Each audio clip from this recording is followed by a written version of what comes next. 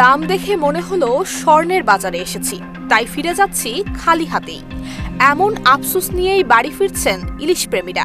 চাঁদপুরে দীর্ঘ 2 মাস পর ইলিশ ধরা শুরু হলেও মাছের দেখা মেলা ভার।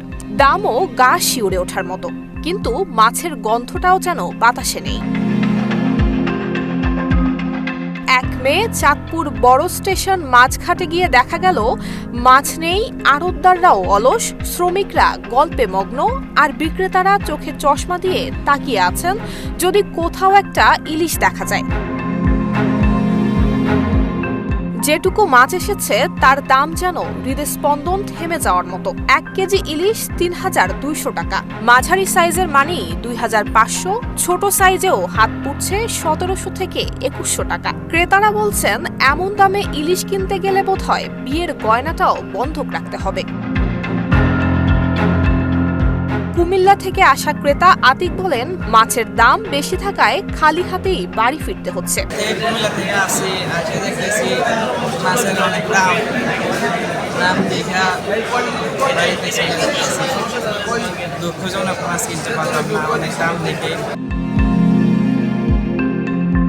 এদিকে মৎস্য বণিক সমিতি বলছে, বর্ষায় বৃষ্টি হলে ইলিশের দেখা মিলবে, তবে দেখা মিললেও তা নিম্নবিত্ত কিংবা মধ্যবিত্তের ক্রয় ক্ষমতার মধ্যে থাকবে কিনা সেটাই এখন বড় প্রশ্ন। নুসরাত জাহান মেহেক, ঢাকা পোস্ট।